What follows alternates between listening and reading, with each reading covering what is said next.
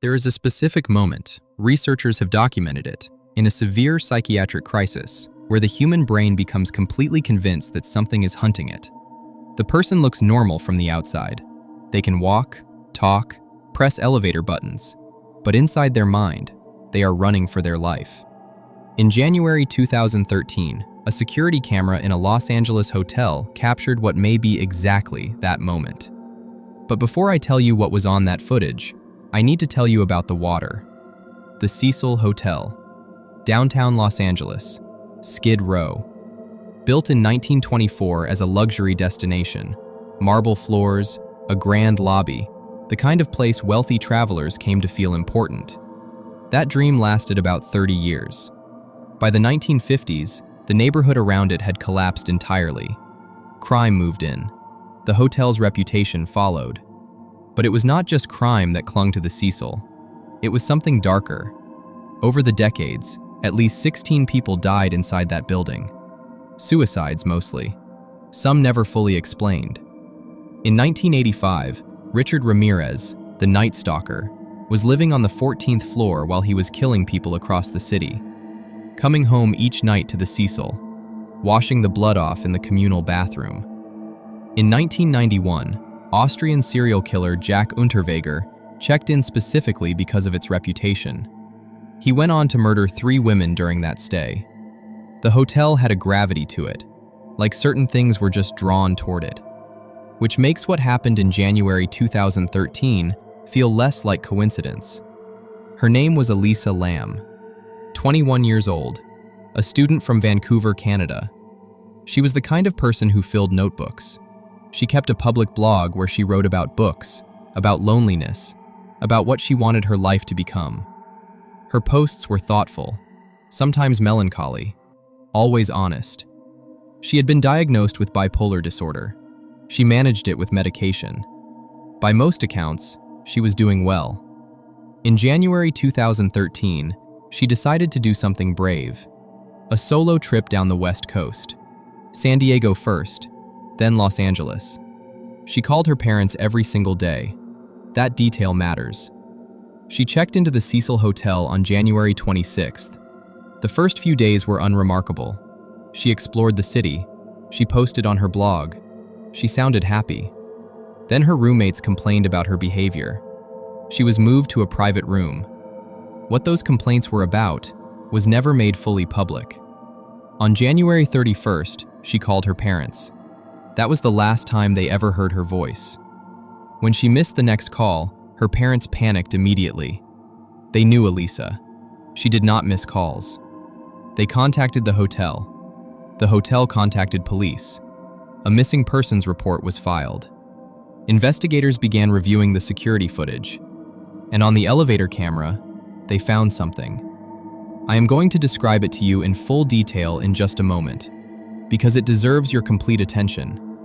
But first, I need you to understand the building she was in, what was above her, and where this story ends, because the footage only makes sense when you know what came after it.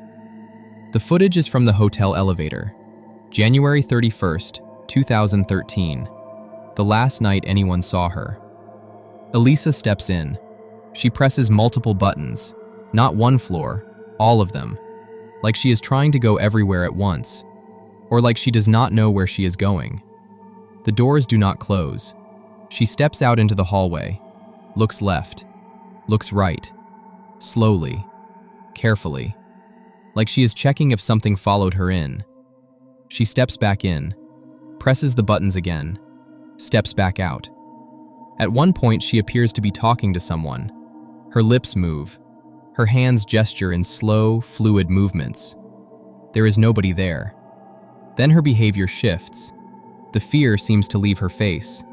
She becomes almost calm, with a strange lightness, almost playful. She walks away down the hallway. The elevator doors close. That is the last footage ever captured of Elisa Lam alive. Now, the doors. Elevator doors close automatically when someone steps off. It is a mechanical function. It happens every single time. Those doors stayed open for the entire duration of Elisa's presence in that hallway. Nobody has ever fully explained why. For 19 days, nobody knew where she was.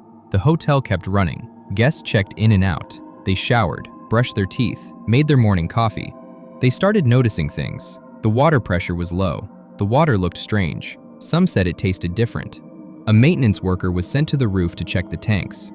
4 large industrial water tanks that supply the entire building. He opened the third one. Elisa Lam was inside. Her clothing was in the water beside her. The hatch above her was closed. 19 days.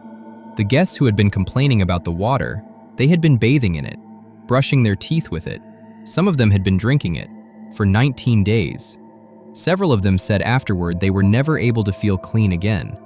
The coroner ruled her death accidental drowning. Elisa had bipolar disorder. She was on medication.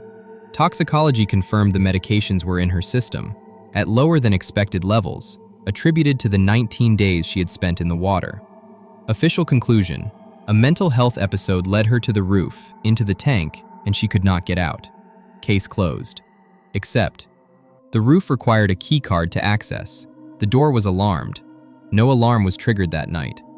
The tank hatch was described by maintenance workers as extremely heavy, requiring real physical effort to open. And when she was found, it was closed, from the outside. Think about that carefully. To close that hatch from inside the tank, you would need to reach up, grip a heavy lid, and pull it completely shut above you, while treading water, in complete darkness. The police said it was possible. They could not demonstrate how. Here is what nobody talks about.